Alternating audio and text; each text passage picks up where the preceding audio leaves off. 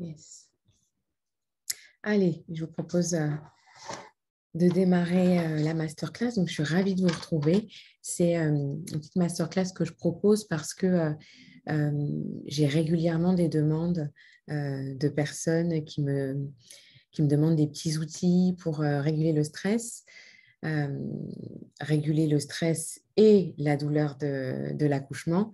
Je vais me présenter un peu plus après, mais les personnes en général me trouvent sur Instagram. Je leur propose des petites séances individuelles ou pas, et on a l'occasion d'échanger. Et je me suis dit que c'était pas mal de faire cette masterclass pour présenter quelques outils. Bien que vous vous en doutez, en 1 heure, on ne va pas avoir le temps spécialement d'expérimenter des choses qui vous conviennent à vous individuellement, mais tout au moins, on pourra aborder pas mal d'aspects déjà. Donc, je vais vous partager ma présentation. Et comme je le disais tout à l'heure, cette présentation, vous l'aurez sur la plateforme, sur la même plateforme sur laquelle vous avez eu l'inscription et le lien de connexion. Donc, ce que je vais vous proposer, c'est de voir au cours de cette masterclass déjà quelques petits points comme pourquoi se préparer à l'accouchement et à la parentalité, qui est complètement mon métier aujourd'hui, je vais en parler. Le stress en périnatalité, qu'est-ce que c'est? On va parler de la définition et des mécanismes. La douleur de l'accouchement, concrètement, qu'est-ce que c'est aussi? Parce que des fois, on s'en fait un fantasme, on s'en fait une imagination, enfin, on peut broder des choses autour. Et là, l'idée, c'est de pouvoir mettre les choses à plat.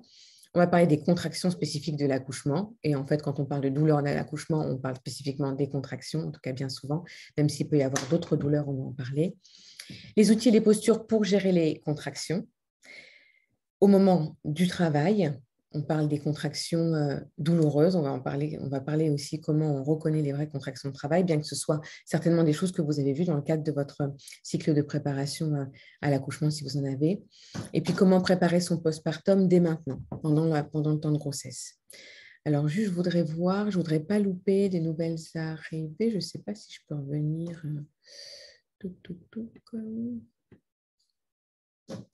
Ok, je le verrai là, ça arrive, super. Ce que je vous propose, c'est de noter vos questions au fur et à mesure dans le fil de discussion.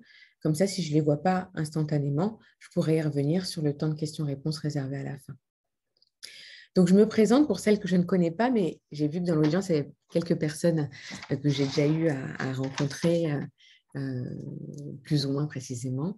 Donc, moi, je m'appelle Lika. De formation initiale, je suis infirmière puéricultrice. Je suis diplômée depuis 2006.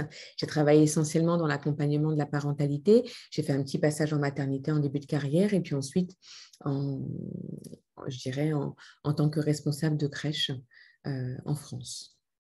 Depuis 2014, j'ai créé mon organisme de formation qui s'appelle Formation Pas à Pas et j'accompagne les professionnels de la périnatalité autour de différentes questions en lien avec mes autres spécialités dont je pourrais vous parler tout à l'heure. J'accompagne les parents depuis l'origine, en tout cas c'est vraiment quelque chose qui me passionne, mais je les accompagne précisément en cabinet depuis 2016. Depuis 2016-2017. J'ai eu à accompagner également les professionnels. Je reviens sur le plan pour les nouvelles personnes qui sont arrivées. J'ai eu à accompagner également des professionnels comme les auxiliaires de puériculture, des éducateurs de jeunes enfants en formation initiale. Vous l'avez compris, la transmission, c'est en tout cas ce qui me passionne.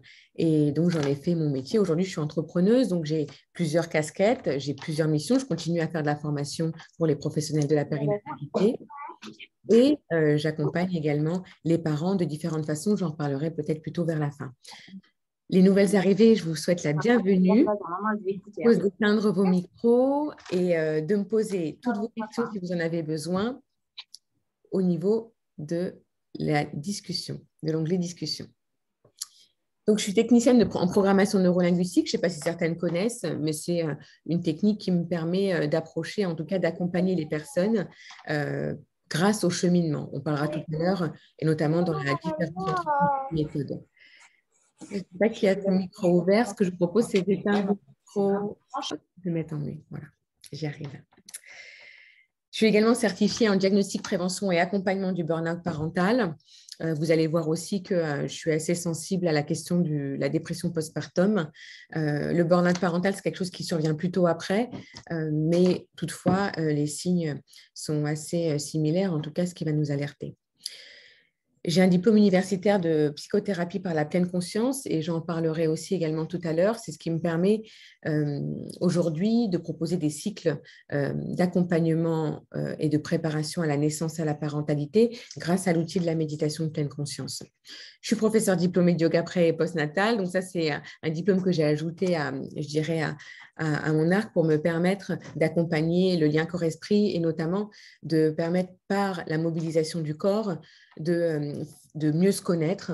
Et pendant la grossesse, et ça me semble évident, déjà pour entretenir une certaine qualité d'activité physique et aussi de pouvoir déjà faire le lien entre les émotions et le corps qui sont si importantes et notamment dans le stress parental dont on va parler. Et c'est bien ce sur quoi on travaille quand il est question de préparer la parentalité. Je suis formée en neurosciences affectives et sociales et passionnée, formée par Catherine Guéguin, docteur Catherine Guéguin, que vous connaissez peut-être. Et pour celles qui me connaissent par le biais du podcast Être un parent, vous avez certainement dû écouter mon interview du docteur Catherine Guéguin ces derniers mois. Voilà. Donc, pourquoi se préparer à l'accouchement et à la parentalité? Déjà, premièrement, je pense que c'est important de connaître, de comprendre la physiologie. La physiologie, c'est concrètement comment ça se passe dans le corps. Qu'est-ce qui se passe pendant la grossesse? Quelles sont les transformations? Comment bébé grandit et comment bébé sort? Donc, c'est de connaître la physiologie à la fois de la grossesse et aussi de l'accouchement. J'imagine que comprendre ce qui se passe, c'est d'avoir suffisamment de moyens pour être acteur. Et en comprenant ce qui se passe dans mon corps, je peux du coup être plus attentive aux signes, être plus attentive à ce qui doit être, en tout cas à regarder et de ce qui doit m'alerter. Pourquoi se préparer à l'accouchement et à la parentalité? J'imagine aussi que c'est important pour reconnaître ses automatismes et sa réactivité au stress. Bien souvent, ce qui se passe quand on devient parent, on va prendre peut-être conscience, ce n'est pas tous les parents, mais en tout cas la majorité des parents que je rencontre, et aussi j'en fais mon lot personnel, on va peut-être s'apercevoir de certains automatismes, de certaines croyances, de certains schémas qui vont se révéler peut-être un peu plus forts quand on va se sentir responsable de la mise au monde, en tout cas de la mise au monde d'un enfant, de son enfant. Donc, je trouve que c'est important de pouvoir se préparer à l'accouchement et à la parentalité avec cette notion-là, ou en tout cas avec cette intention de reconnaître ses automatismes et sa réactivité au stress. Pourquoi se préparer? Pour se familiariser avec l'inconnu. Parce qu'il me semble que dans cette société où on est beaucoup sur une temporalité industrielle, c'est bien de se mettre au rythme d'une temporalité qu'on va appeler horticole, plus en lien avec la nature et avec un déroulé où, en fait, on ne sait pas, on ne peut pas prévoir. Ce qui se passe, c'est un déroulement tout à fait naturel et physiologique, certes, mais chaque grossesse est différente. Pour chaque femme, c'est différent. Et même pour une femme, chaque grossesse va être complètement unique. Et donc, je trouve que se préparer à l'accouchement et à la parentalité, c'est aussi important pour se préparer avec cette notion du « je ne sais pas ». Et tout est à découvrir au fur et à mesure que ça se passe, quoi. Attention, se préparer à l'accouchement et à la parentalité, il me semble que ça doit être fait avec une notion de différence entre outils et méthodes, comme j'en parlais tout à l'heure dans ce qui m'intéresse, moi, dans la transmission et dans l'accompagnement, c'est de proposer des outils et pas des méthodes, ni des méthodes pour accoucher, ni des méthodes pour vivre sa grossesse, ni des méthodes pour être un bon parent, comme on peut entendre parfois à demi-mot ou très ouvertement. Il me semble que ce qui est important, c'est de pouvoir faire la différence entre… Hop, j'admets encore des dernières personnes. Bonjour Virginia. Ce qui me semble important, c'est de pouvoir considérer que ce qui est important, c'est d'avoir des outils dans sa boîte à outils. Et comme ça, et comme je dis souvent, de ne pas quand même mettre trop d'outils, parce que si la boîte à outils ne peut pas se refermer, elle est inutilisable, elle n'est pas fonctionnelle. Mais d'avoir quelques outils desquels on va pouvoir se saisir pour construire sa propre méthode. Et j'imagine que préparer l'accouchement à la parentalité, c'est aussi prendre le temps de cette grossesse pour se projeter et pour imaginer peut-être un chemin à prendre avec les différents outils qu'on va pouvoir glaner à gauche, à droite, sans pour autant en faire une surconsommation. Je le dis et j'alerte parce que parfois, je peux comprendre que dans une société où on a diverses propositions, ben, on veut remplir sa boîte à outils. Et encore une fois, quand sa boîte à outils n'est pas refermable, je dirais, ben, elle n'est pas utilisable. Se préparer à l'accouchement, à la parentalité pour faire du lien finalement avec des données scientifiques. On a parlé de la physiologie, mais on va pouvoir aussi parler, et je donne quelques exemples, notamment par rapport à la réactivité au stress et toutes les conséquences que ça peut avoir sur le développement de l'enfant et ensuite dans la relation qu'on peut avoir avec son enfant, tout en créant son village. Se préparer à l'accouchement, à la parentalité, c'est aussi identifier qui pourra être mes ressources dans le cadre de ma parentalité, dans le cadre de cette éducation que je souhaite à ma mesure. Donc, on va voir que créer un village, c'est une posture dynamique, je dirais, qui va nous permettre de faire des choix aussi. Et on va le voir tout à l'heure, peut-être laisser certaines conceptions de côté pour le bien de tous. Bonjour à toutes celles qui sont arrivées entre-temps. Vous aurez le diapo ensuite sur la plateforme. Et ce que je vous propose, c'est de me mettre les questions au fur et à mesure dans le fil de discussion. Comme ça, on pourra s'accorder un petit temps à la fin. Un petit reminder que je dis souvent, et notamment aux femmes qui arrivent tout près de l'accouchement, qui stressent et qui idéalisent parfois l'accouchement. On peut bien sûr avoir une idée, un projet de naissance. OK. Attention à ne pas trop sacraliser ce moment-là, à ne pas trop lui donner une importance qui pourrait effacer tout le reste. On a le temps de la grossesse pour se préparer à la parentalité et on se rappelle ensemble qu'on ne tombe pas enceinte pour accoucher. On va de toute façon accoucher, mais on a fait le choix d'être parent bien souvent. Ou pas, mais en tout cas, on a l'intention posée d'être un parent. Et donc, l'accouchement, c'est une étape à un moment. C'est important de pouvoir la comprendre, de s'y préparer, mais replaçons-nous et optimisons ce temps de grossesse pour pouvoir se préparer à être parent, surtout. Le stress en périnatalité. Selon l'OMS, le stress apparaît chez une personne dont les ressources et les stratégies de gestion personnelle sont dépassées par les exigences qui lui sont posées. Finalement, le stress, il vient se poser quand il y a une différence entre ce que je pense savoir faire et ce qu'on me demande de faire. Le stress, il apparaît aussi quand j'ai une trop grande distance entre ce que je voudrais et ce qui est réellement. C'est dans ce fossé que vient la notion de déception et potentiellement de stress. On estime à peu près 58% des femmes qui vivent un stress prénatal ou périnatal. Donc prénatal, il manque un petit A d'ailleurs, avant la naissance, et périnatal autour de la naissance. Donc ça inclut aussi la dépression postpartum. En tout cas, ça inclut le postpartum parce qu'il n'est pas question de faire un raccourci entre le stress prénatal et la dépression postpartum. Les principales sources de stress, vous allez peut-être vous y retrouver dans certains. C'est toutes les questions en lien avec le changement de statut. On devient femme, on passe de femme à un statut de femme, mère. Ça peut angoisser un peu. Là, je parle uniquement au féminin parce qu'il n'y a que des femmes présentes ici, il me semble. Un stress qui va provenir de l'organisation postnatale, c'est-à-dire que quand bébé sera là, on a bien conscience de tout ce qui va arriver en termes de changement, d'organisation. Ma vie va être complètement différente et ça peut amener un certain stress. Un stress en lien avec la santé du bébé, la santé bébé in utero, sa façon dont il va évoluer. Pour peu qu'on ait un indicateur qui ne soit pas très rassurant, ça peut évidemment emmener du stress pendant la grossesse. La modification rapide du corps, énormément de femmes peuvent se trouver en délicatesse ou en difficulté avec ce corps qui change de façon assez magique, mais en tout cas de façon assez rapide, abrupte. Toutes les femmes n'ont pas la même relation avec leur corps et donc ça peut emmener un certain stress également. Le fait de devenir parent, tout simplement, est un stress parce que, comme je dis souvent, on va accueillir un enfant et la chance... Ou sinon, dans certains cas, la difficulté qu'on a, c'est qu'on a tous été enfants. Donc, on a tous une représentation de ce qu'est un parent, parce qu'on a tous une représentation de ce qu'est un enfant pour l'enfant que nous avons été. Donc, finalement, la parentalité, c'est quelque chose qui est gravé en nous, ne serait-ce que par la parentalité qu'on a eue de la part de nos parents. Dans la périnatalité, on est aussi au fait en tout cas, on sait que c'est une période qui peut faire remonter des traumas de l'enfance. Et donc, c'est une période très, très, très sensible. Il m'arrive régulièrement de réorienter des parents que j'accompagne, des mamans que j'accompagne vers des psychologues, voire des psychiatres, pendant cette période qui est très, très, très sensible et qui peut faire remonter des troubles. Donc, si toutefois vous sentez des choses de cet ordre-là, n'hésitez pas à consulter.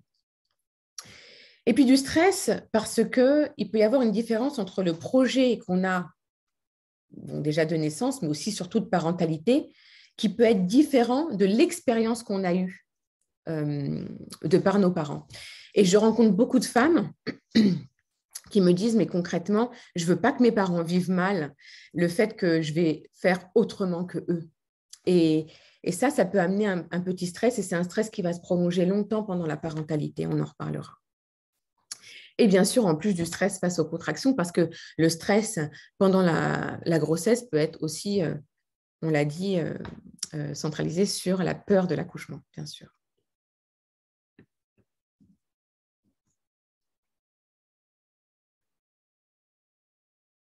Sans rentrer trop dans les détails par rapport au mécanisme du stress, il est évident qu'il y a différents types de stress. Il y a le petit stress du quotidien, je dirais, qui est plutôt positif.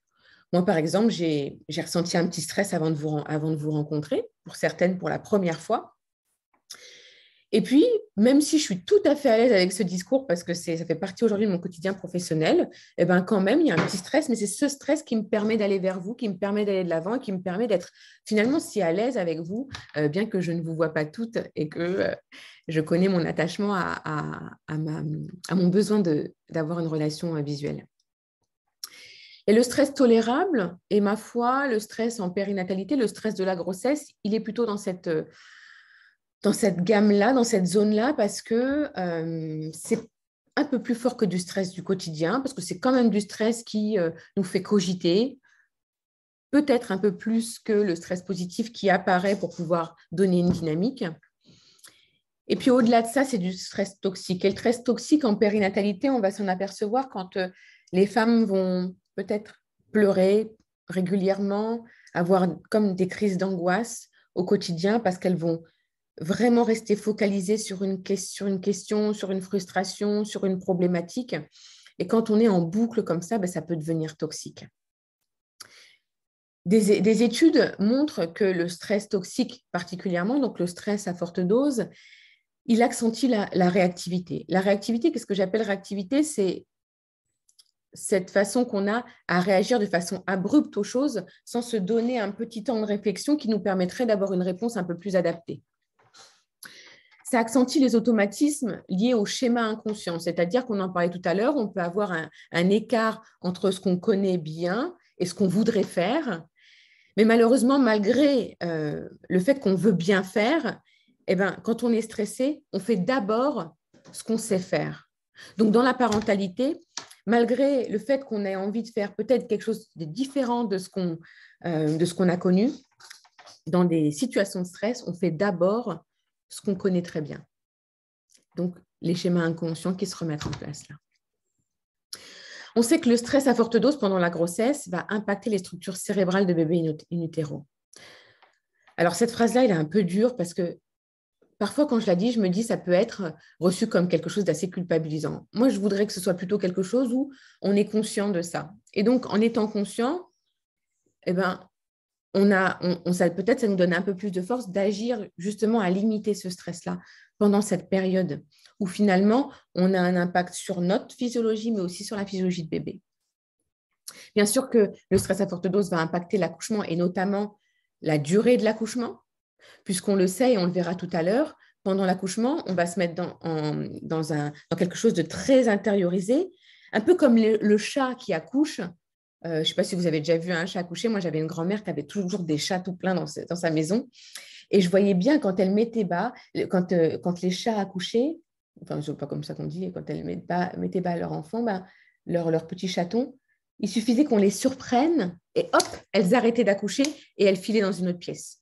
Ben, c'est un peu comme ça pour nous, c'est-à-dire que mieux on va être dans une posture complètement intériorisée et complètement mammifère, hein. On va voir que c'est important de pouvoir de se sentir libre pour pouvoir entretenir cette sécrétion d'ocytocine, on en parlera tout à l'heure. Ben, c'est bien de se mettre dans une petite bulle où on va limiter le stress pour pouvoir être efficace, même si cette notion n'est pas tout à fait juste. Le stress à forte dose, il limite le sentiment de confiance. Et le sentiment de confiance pour pouvoir mener à bien cette grossesse, le sentiment de confiance pour pouvoir être un parent juste. Et bien sûr que ça impacte la fluidité dans la relation parent-enfant et régulièrement, en tout cas les consultations que je peux proposer en lien avec le burn-out parental, on voit bien que dès qu'on va pouvoir désamorcer ce cercle infernal de stress, on va bien sûr fluidifier la relation parent-enfant.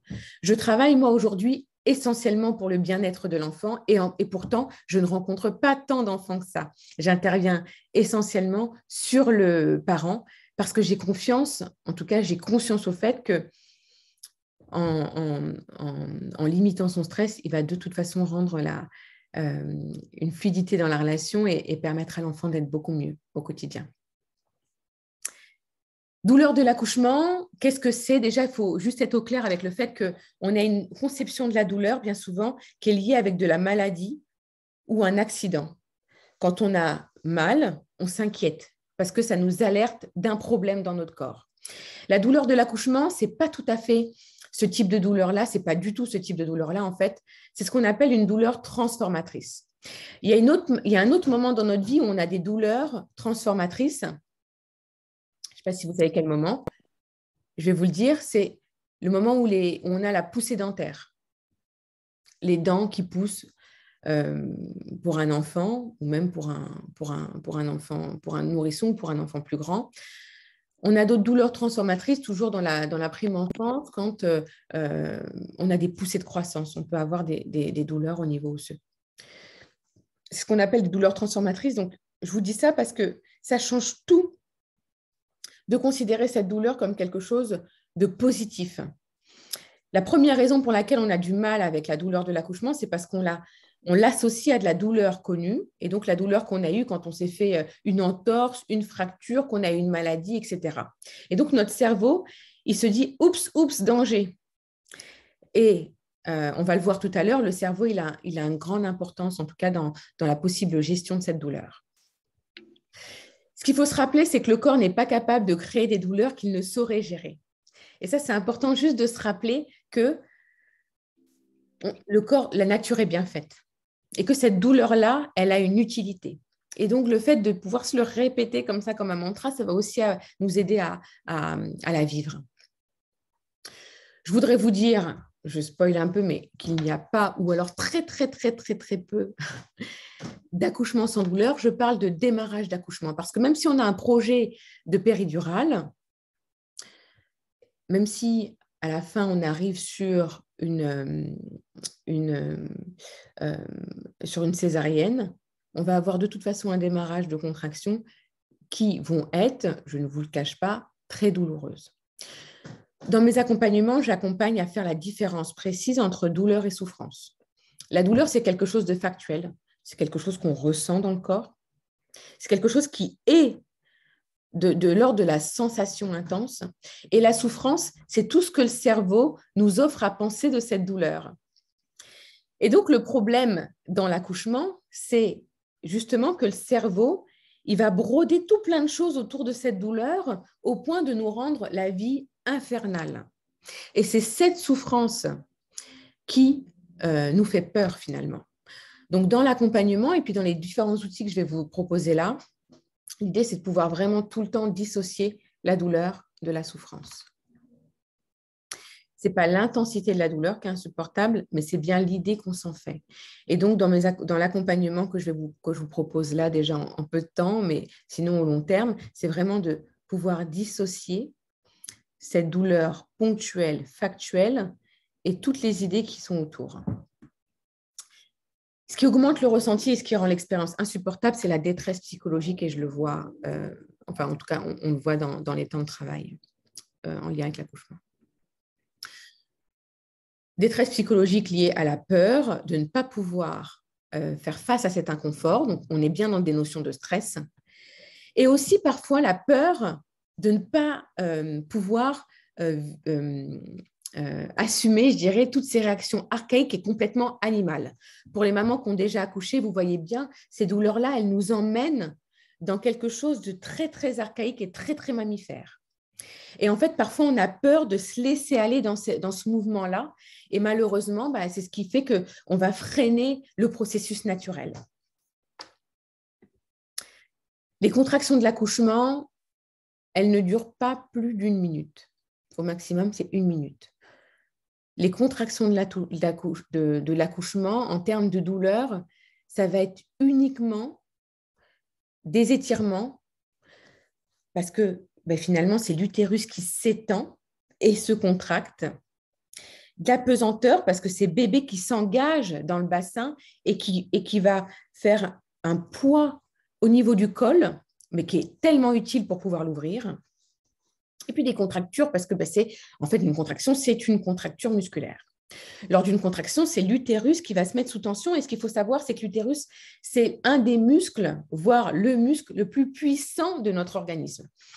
Donc, vous voyez bien, l'utérus, c'est un muscle puissant dans sa contraction, mais puissant aussi dans sa façon de s'agrandir. Il va être capable d'occuper tout votre ventre. Donc, on voit bien à quel point il est capable de s'étendre. Et pendant le travail, pendant la contraction, en fait, l'utérus, il va chercher à reprendre sa forme initiale. Donc, vous vous souvenez d'où il vient, l'utérus, et qui grandit comme 2 pastèques. Et pendant la contraction, il va chercher à retrouver sa position initiale. Ça va se faire sous l'influence de 2 hormones essentiellement, l'ocytocine et la prostaglandine.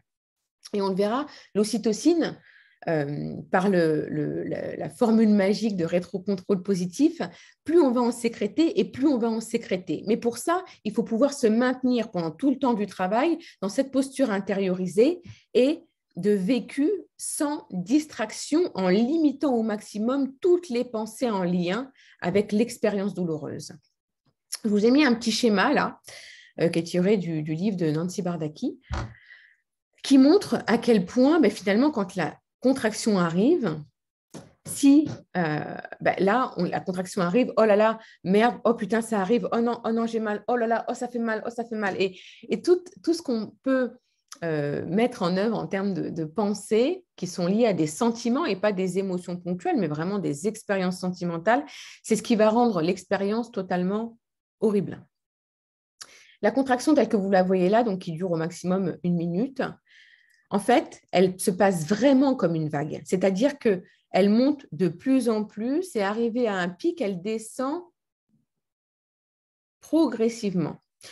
Le moment où ça va être vraiment horrible, c'est ce moment-là, donc le haut de la vague, qui dure à tout casser 5 secondes. 5 secondes, c'est le temps d'une inspire et d'une expiration longue. Donc, dans mon accompagnement, ce que j'accompagne, c'est de prendre conscience de ce qui est là pendant cette respiration et notamment toutes les sensations autour du souffle pour pouvoir, parce qu'en fait, de cette façon-là, on piège le cerveau parce que tant que je m'occupe à réfléchir à ce qui se passe avec mon souffle, je ne donne pas d'importance à toutes les pensées qui naviguent dans mon cerveau-là. Donc, c'est un peu un petit piège qu'on tend à notre cerveau pour pouvoir vraiment être connecté à l'instant présent et de vivre la douleur juste pour ce qu'elle est sans donner d'importance à la souffrance. À quoi on reconnaît une contraction de travail? Vous le savez peut-être. Donc, je vais passer rapidement. La contraction de travail, des fois, il y a des mamans qui m'appellent et qui me disent « Maman, Lika, là, je crois que j'ai une vraie contraction. Là, tout de suite, là, maintenant, oui, là, aïe, ça fait mal. » Et je dis « Tu peux raccrocher. » La vraie contraction, elle ne pourra pas te permettre de parler, de me dire tout ce que tu es en train de me dire. Une vraie contraction, on a un ventre dur. Vous le connaissez peut-être, notamment pour les femmes qui sont sur la fin de leur grossesse. On a déjà des petites contractions sur la fin de la grossesse. En fait, c'est l'utérus qui se met tranquillement en action. C'est le col qui se met tranquillement en action aussi pour commencer son ouverture. La contraction de travail, elle a une intensité progressive et ça encore, c'est une magie de la nature. Ça nous permet de nous familiariser avec la contraction et de faire face et de pouvoir, au fur et à mesure de l'intensité qui augmente, de voir ce qui convient. Cette position-là, ce travail-là, cette concentration-là. Ce qu'il faut savoir, c'est qu'à chaque fois, entre deux contractions, on a un temps de pause. Pendant ce temps de pause, a priori, tout va bien. Je dis a priori parce qu'il y a des femmes qui peuvent souffrir de douleurs à d'autres endroits du corps, et notamment au niveau des lombaires, au niveau, voilà, localisé au niveau des reins, au niveau des cuisses, dans des cas sciatiques. Mais globalement, le temps de pause, tout va bien. Il n'est pas question de redouter la contraction d'après, mais vraiment de pouvoir intérioriser et de capitaliser vraiment toutes ces ressources pour faire face à la contraction qui suit. Quelques outils et postures pour gérer ces contractions. Je vais proposer en deux phases, avant l'accouchement et pendant l'accouchement. Avant l'accouchement, et c'est notamment les accompagnements que je propose, mais vous pouvez le faire de façon tout à fait autonome, c'est des pratiques méditatives. Le yoga prénatal est une pratique méditative. En fait, la pratique méditative, elle va vous permettre surtout d'entraîner le fait qu'on peut mettre à distance les pensées et donc potentiellement de mettre à distance la souffrance. Les pratiques méditatives, elles vont permettre de ressentir les émotions et de faire l'entraînement avec son esprit, de revenir à ce qui est ici et maintenant en faisant abstraction des pensées qui s'invitent. Et ça, c'est un entraînement de tous les jours.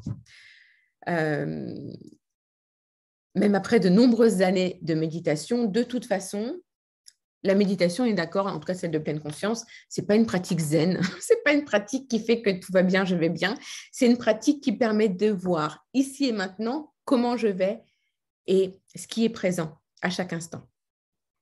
La pratique de yoga prénatal, je dis prénatal parce qu'il n'est pas question d'aller forcer dans les mouvements, mais juste de respecter et de se familiariser avec les étirements, les contractions au niveau du corps. Il y a certaines pratiques, et notamment le yoga prénatal que j'appelle de l'accouchement, qui permet de se familiariser avec, OK, l'étirement, c'est ça. Donc potentiellement, la douleur de la contraction, ça va être un petit peu ça. Avant l'accouchement, optimiser la libération d'ocytocine. Vous le savez sans doute, l'ocytocine, c'est l'hormone du bonheur. C'est l'hormone qui est sécrétée dans des relations douces, dans des câlins, quand on fait des choses qu'on aime bien, dans des bains d'eau chaude, tout ce qui va faire qu'on prend soin de soi. Et donc, ce que j'encourage vraiment les mamans tout au long de la grossesse, mais encore plus le dernier trimestre, de s'octroyer beaucoup de moments, au moins un par jour, un moment qui fait trop du bien.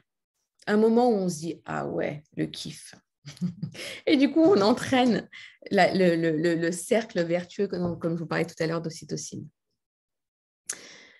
Prendre soin de soi et entraîner la posture du « je ne sais pas », c'est de se dire « Ok, acceptation ». Acceptation, ce n'est pas résignation. Acceptation, c'est admettre qu'on ne peut pas agir sur tout, qu'il y a des choses, et notamment la façon dont l'accouchement va se dérouler, la façon dont notre grossesse se passe, ok, on donne ça à la nature, on n'a aucun pouvoir là-dessus, on a juste à vivre ce qui est instant après instant.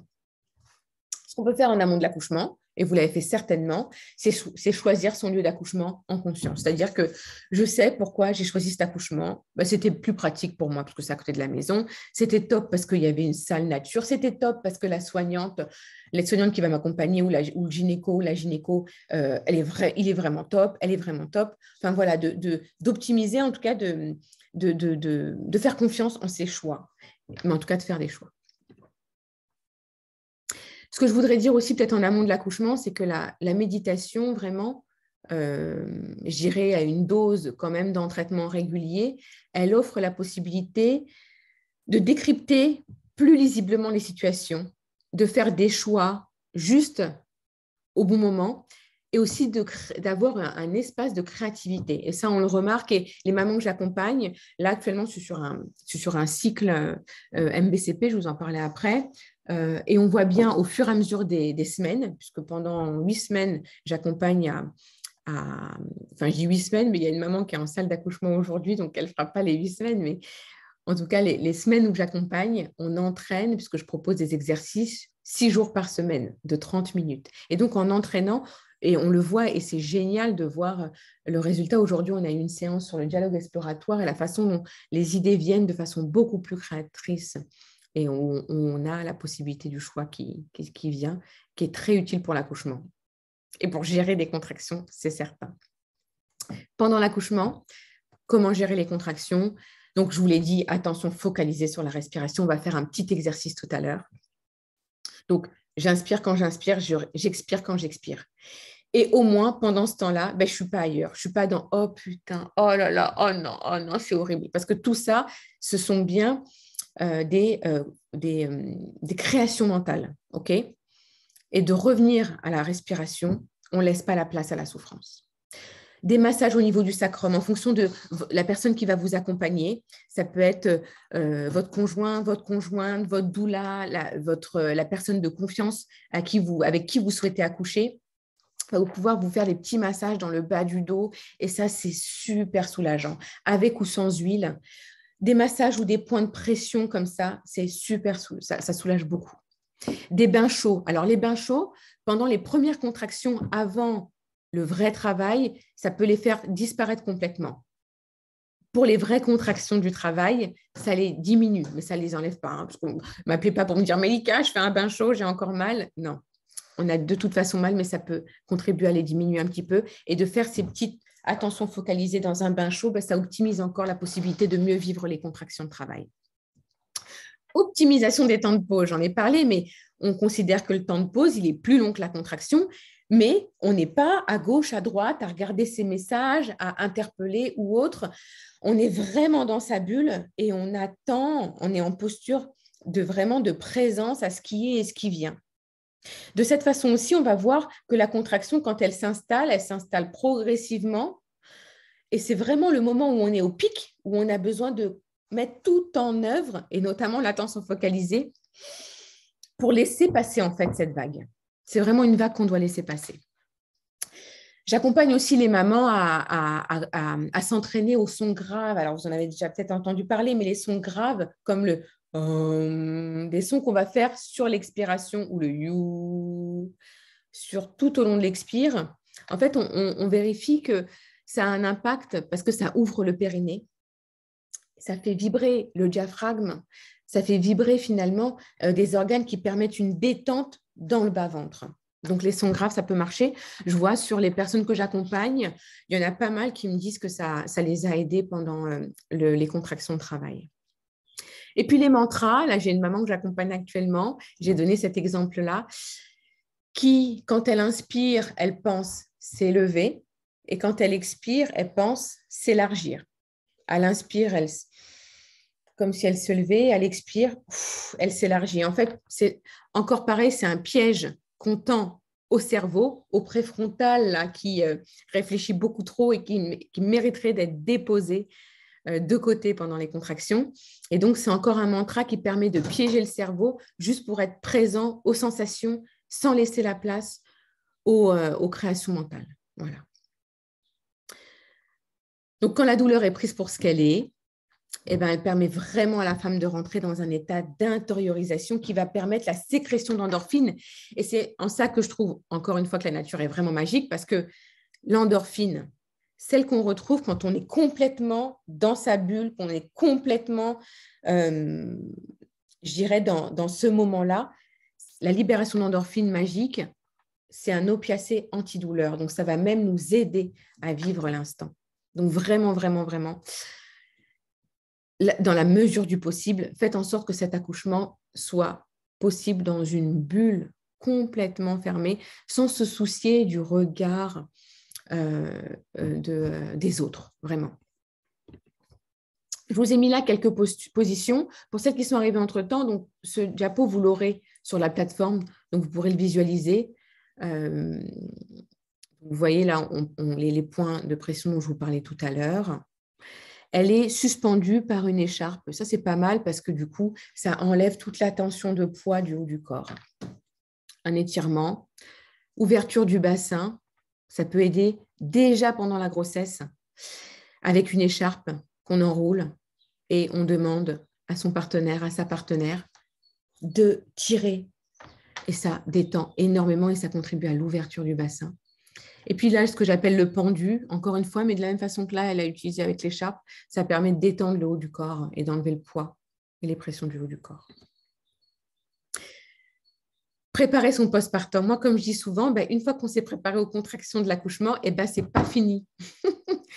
Parce qu'une fois qu'on est parent, et même dans la vie de tous les jours, il y a des contractions tout le temps. Ce que j'appelle contractions, c'est vraiment les vagues de la vie qui fait que par moments, c'est assez intense. Et avec son enfant, et dès les premières heures, on va voir qu'on continue les contractions. Les contractions quand on veut mettre en place un allaitement, des contractions quand on veut décrypter les codes de l'enfant, des contractions quand on doit trouver un bon rythme qu'on ne comprend pas, des contractions quand on doit faire face à la famille, à la belle famille, des contractions quand on doit faire face à la société, alors que nos vies de femmes ne sont pas si simples à vivre quand on doit travailler, être maman, être une bonne femme, enfin voilà, toutes ces injonctions finalement qui nous emmènent à voir que la façon dont on a géré les contractions de l'accouchement, elles vont nous servir même après. Et donc pour moi, préparer son postpartum, c'est envisager les contractions d'accouchement comme quelque chose de beaucoup plus vaste. On se rappelle qu'on navigue de toute façon avec l'inconnu, et avec l'inconnu du fait que bébé, c'est un être humain à part entière. Et que ce que je vous souhaite, c'est de permettre à votre bébé d'être un être humain à part entière sans absolument le caser dans une petite boîte, mais vraiment de le laisser être ce qu'il est. Et si c'est votre projet, ce n'est pas simple. Mais c'est super pour lui. Engager dès la grossesse une communication consciente et constructive avec sa partenaire, avec la personne qui va peut-être participer à l'éducation de notre enfant. Ça peut être aussi au sens plus large avec les personnes de son village. Anticiper la logistique, moi ce que je dis aux mamans, quand elles sont sur la fin de grossesse, demandez aux personnes qui vont venir vous rendre visite de venir jamais les mains vides, avec au moins 1 ou 2 repas. Alors je sais que dans certaines cultures, c'est une évidence, mais pas dans toutes. Une personne qui vient vous rendre visite, évidemment, elle fait quelque chose, elle plie les bodys, elle participe. Et de le dire avant d'accoucher, au moins, ça enlève cette pression pendant le postpartum. Parce que pendant le postpartum, on n'est pas dans un état d'esprit qui va chercher la négociation, qui va chercher la demande. On est vulnérable, fragile. Et donc, plus on va l'anticiper et plus on va se permettre de vivre l'instant présent. Dans le postpartum, il n'est pas question de se projeter, mais vraiment de mobiliser toutes les énergies qu'on a à vivre un jour après l'autre et basta. Dans le postpartum, idéalement, alors moi, je suis complètement pour la préservation de la mère et de l'enfant pendant les 40 premiers jours, mais si ce n'est pas possible, au moins de s'octroyer des moments où on est allongé dans son lit et qu'on demande à notre partenaire ou à des personnes de notre entourage de nous amener bébé, éventuellement pour donner le sein si on donne le sein. Mais le reste du temps, on dort, on a besoin de dormir parce qu'on a vécu un accouchement éprouvant, quel qu'il soit. Parce qu'on a vécu une grossesse qui nous a complètement transformés physiquement. Et donc, juste d'être conscient de ça et de ne pas poser sur nous des injonctions difficiles à tenir.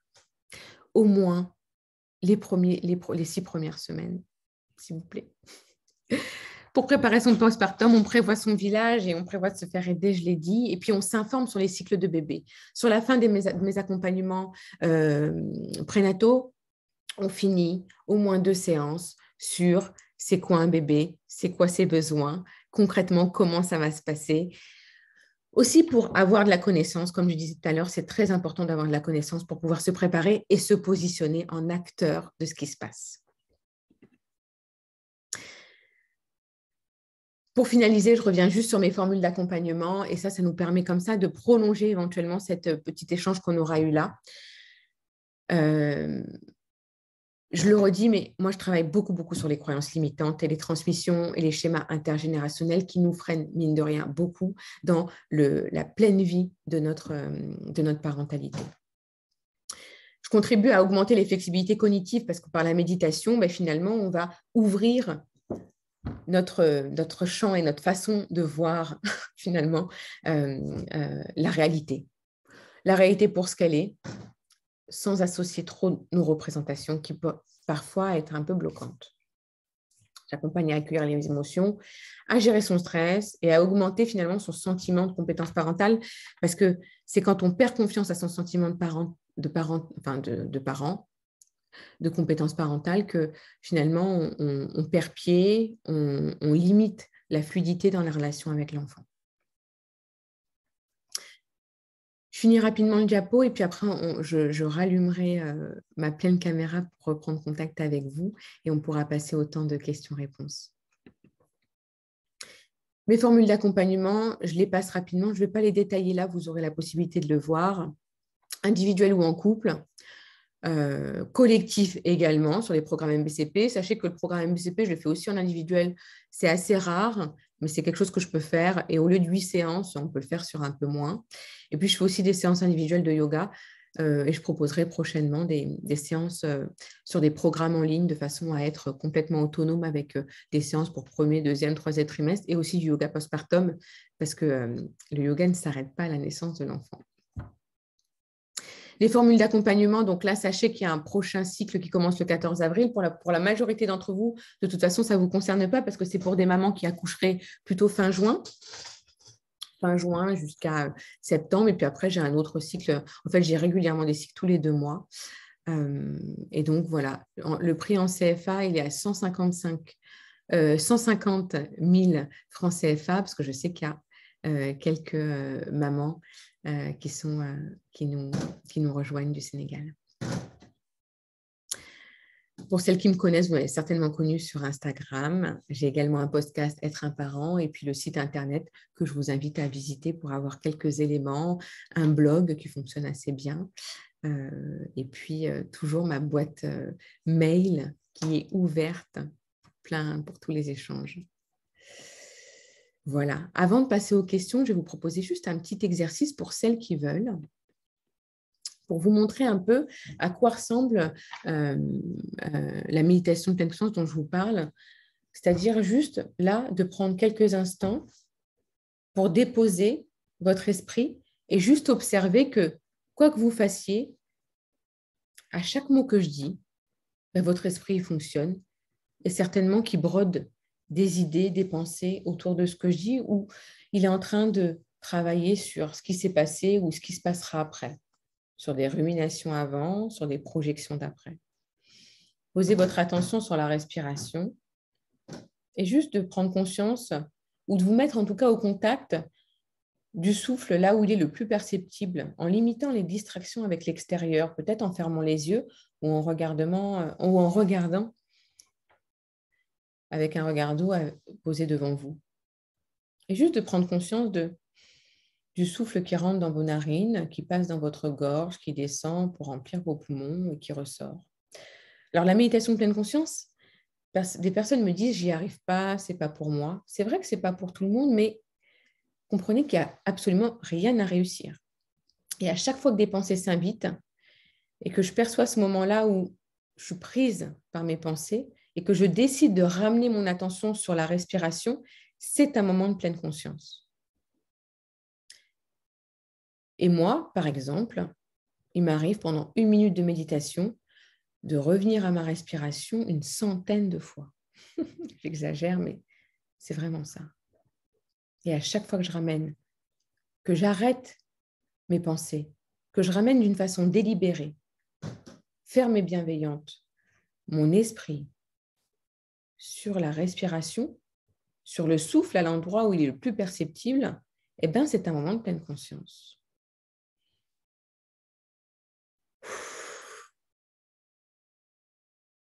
De ressentir que même dans cette posture immobile, la respiration, elle me fait faire des micro-mouvements.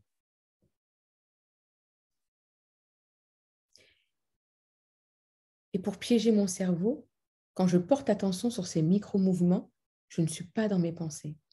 Et en entraînant cette pratique, je prends conscience que je ne suis pas mes pensées. De prendre distance avec ces pensées, ça permet d'avancer avec plus de clarté dans des situations parfois difficiles. Et je vous invite à réouvrir les yeux pour celles qui les ont fermés. Et maintenant, place aux questions, si vous en avez, ou bien peut-être des partages d'expériences. Je suis tout à vous.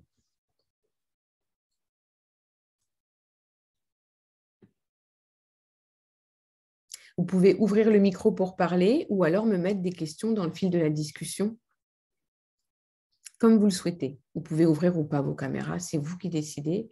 De toute façon, ça ne sera pas visible Si toutefois je mets en place un replay, vous ne serez pas visible.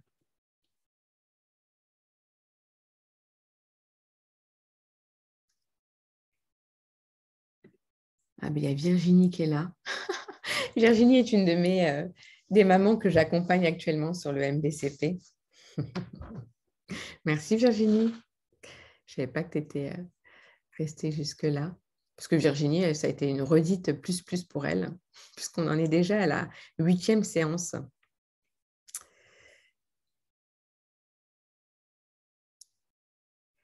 Est-ce que vous avez des questions? Dites-moi.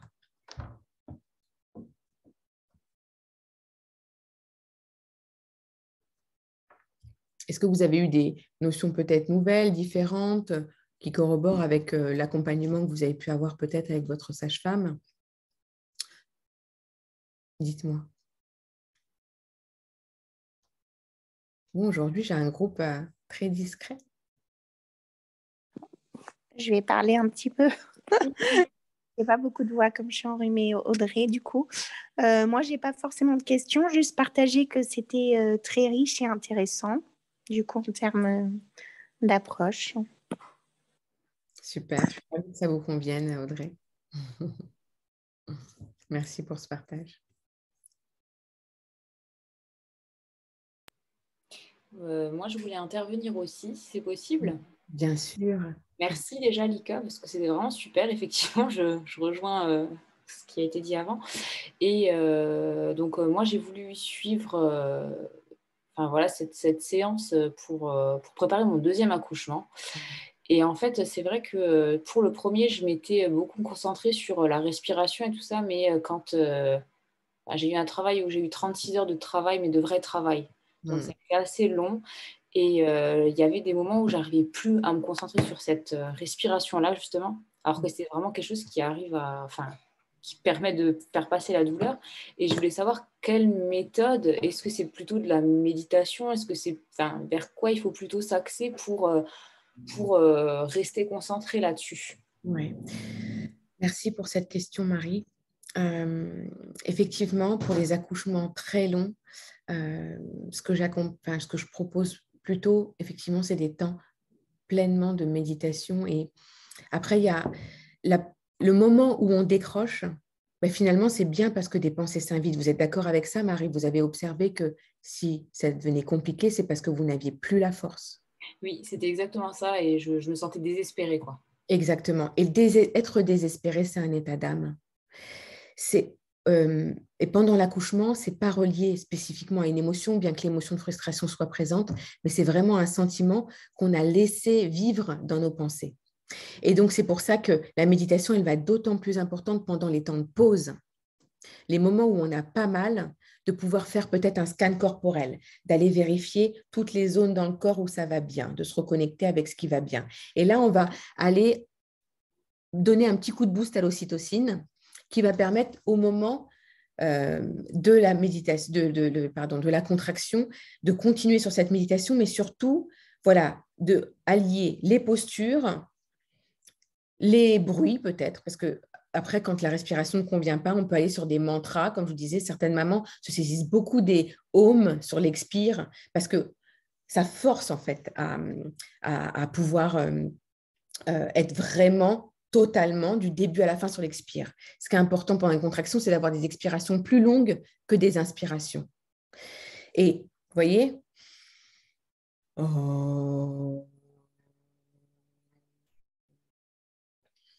c'est vraiment la possibilité de pouvoir focaliser d'une manière ou d'une autre, mais de ne pas lâcher. Mais comme je dis souvent, c'est comme si notre vie en dépendait.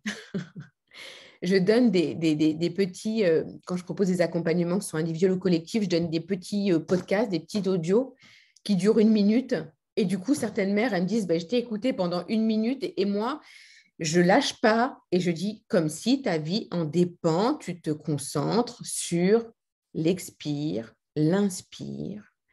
Et certaines mamans, Virginie qui est là, je me permets de le dire, mais je crois que ça ne doit pas être resté confidentiel, mais elle, ce qui a bien fonctionné, c'est la respiration et aussi de dire 1 à l'inspire, 2 à l'expire, 3 à l'inspire, 4, de compter en fait sur les respirations. En fait, d'alterner, Marie, d'alterner des stratégies pour pouvoir trouver à chaque instant ce qui va le mieux en étant OK avec le fait que la stratégie de l'heure d'avant, c'est peut-être pas la stratégie de tout de suite. Et vraiment de ne pas se projeter à dire quand est-ce que ça s'arrête, mais vraiment d'être dans cette bulle mammifère intériorisée animale. Voilà. Je ne sais pas si ça vous aide, Marie. Si, c'était vraiment intéressant aussi de penser à différentes stratégies. Justement, c'est vrai que je n'avais pas vraiment préparé mon premier accouchement comme ça, et c'est pour ça que j'aimerais préparer le deuxième un peu différemment. Et parce que c'est vrai que c'est assez déconcertant. Et en plus, on nous le rappelle en nous disant, mais... Enfin, moi, on m'a dit plusieurs fois, mais respirez, respirez. Et je répondais juste, j'arrive pas. J'arrivais plus. Ou bien, j'arrivais même plus à répondre tellement que c'était douloureux, mais j'arrivais pas à respirer. Et c'est ça qui m'a... Enfin, c'est assez déconcertant quand même d'être à ce stade-là. Bien sûr. Et le moment où vous dites j'y arrive pas, il y a beaucoup, beaucoup de peur. Et donc, il y a du stress. Oui. C'est pour ça que j'associe tout le temps la gestion du stress et de la douleur parce que c'est une spirale infernale. Ouais. Et le stress vient nourrir la souffrance. Et on se retrouve piégé, complètement piégé. Une fois qu'on est embarqué là-dedans, c'est très, très compliqué de s'en sortir. Donc, pour prévenir ça, et en connaissance de cause, voilà, d'aller sur différentes stratégies. Et encore une fois, il n'est pas question de modifier la respiration, mais d'observer comment elle se déroule encore. D'accord. Bah, merci beaucoup. Et puis, je dirais aussi, Lika, c'est Virginie. J'espère que vous m'entendez bien, parce que je suis dehors, je suis un peu essoufflée. C'est l'entraînement aussi à appliquer les attitudes de pleine conscience qui aident à travers ce que Lika appelle les contractions de la vie, à s'entraîner un petit peu après, à gérer aussi finalement ce qui va se passer pour l'accouchement. Et moi, je prépare là mon deuxième accouchement. Donc, c'est vrai que même si je sais ce que c'est un premier, je trouve que c'est chouette, même au quotidien et pour l'après. En fait, on a des outils quand même qui nous aident même dans nos émotions, quand on va être fatigué avec le bébé, etc. Enfin, il y a plein de choses qui font que c'est assez aidant. Et je dirais le fait d'avoir cet accompagnement avec Lika, c'est que dans la continuité, on s'entraîne chaque semaine à faire le point sur comment est-ce qu'on arrive au quotidien à appliquer un petit peu ces petits outils-là. Donc, je trouve que c'est bien de faire un programme parce que ça nous fait un entraînement comme que je mettais en commentaire, comme quand on prépare un marathon. En fait, si on ne s'est pas entraîné, ça va être encore plus douloureux que malgré un entraînement, ça peut être difficile, mais au moins on prépare son mental en fait. Et je trouve que moi, je me sens mieux préparée en tout cas face à toi, Lika. Donc, si ça peut donner envie à d'autres mamans, n'hésitez pas. Hein. Merci Virginie pour ton passage surprise et pour ton soutien. Merci à toi Virginie. Voilà Marie, je ne sais pas si c'est un peu plus clair, mais vraiment l'idée, c'est ça peut se faire de façon autonome, ça peut se faire avec moi, mais ça peut se faire aussi de façon autonome, juste d'entraîner différentes stratégies, en tout cas d'identifier différentes stratégies. Moi, c'est vrai que pendant mes accompagnements individuels collectifs, je vous mets en expérience douloureuse justement pour pouvoir vous dire, je ne spoile pas ma façon de le faire, mais vous pouvez le voir sur Instagram, j'en parle et je vous mets au contact d'une expérience très douloureuse avec des glaçons, n'est-ce pas Virginie? Et ça nous permet déjà de nous entraîner à c'est quoi la technique qui fait que j'y arrive à chaque instant. Voilà. Oui, je confirme. C'est un très bon outil pour expérimenter ce qui pourra nous aider. Et puis aussi, ce que disait, je ne sais plus, Aurélie, je crois, je ne me rappelle plus de ton prénom, c'est de savoir que aussi à travers les sensations de la douleur sur la durée, on va avoir besoin de changer de technique. Que ce n'est pas parce qu'il y en a une qui aura marché au début qu'elle va tenir pour après. Et du coup, c'est vrai qu'il y a des exercices pratiques. Et ça, je trouve que c'est important parce qu'on n'est pas juste sur de la théorie, en fait. Et le fait d'expérimenter, ça permet vraiment d'être encore plus près, je trouve. Voilà. Je suis hyper convaincue. Merci pour ton témoignage. Écoutez, l'heure a tourné. Il est 18h04. Ce que je propose peut-être, c'est une dernière question ou un dernier partage s'il y a. Puis après, on va devoir se quitter. Mais pour mieux se retrouver, de toute façon, sur les réseaux sociaux, vous avez mon adresse mail, vous avez la possibilité de suivre voilà, sur les podcasts, vous avez la possibilité bien sûr de me contacter et de voir quel type d'accompagnement pourrait vous convenir. Avec plaisir, on pourra étudier en fonction de la date de votre terme, ce qui pourrait convenir pour avoir quelques éléments plus concrets et beaucoup mieux personnalisés. Parce que là, j'ai donné quelque chose d'assez général. J'essaie de faire le tour sur cette heure-là.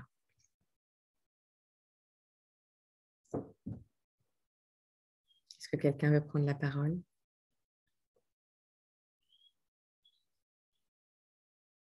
Bon.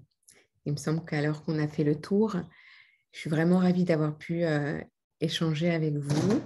J'espère que cette masterclass, en tout cas, vous aura permis d'avoir quelques petits tips à mobiliser pour le jour J. J'ai beaucoup de pensées pour vous toutes et pour toutes les mamans. Et je vous dis peut-être à bientôt et je vous souhaite une excellente fin de journée et un beau week-end qui est probablement ensoleillé. J'ai absolument aucun doute pour les mamans qui nous suivent de Dakar, mais pour les autres en Suisse ou ailleurs ou en France, je vous souhaite un très bon week-end. Merci à toi, Marine, pour ta participation. Merci, Noémie. Merci beaucoup et au plaisir. Merci, bon week-end. Merci, Lika. Merci beaucoup. Au revoir. Oui, merci beaucoup. Hein. Au revoir, merci. À bientôt. Au revoir. Au revoir.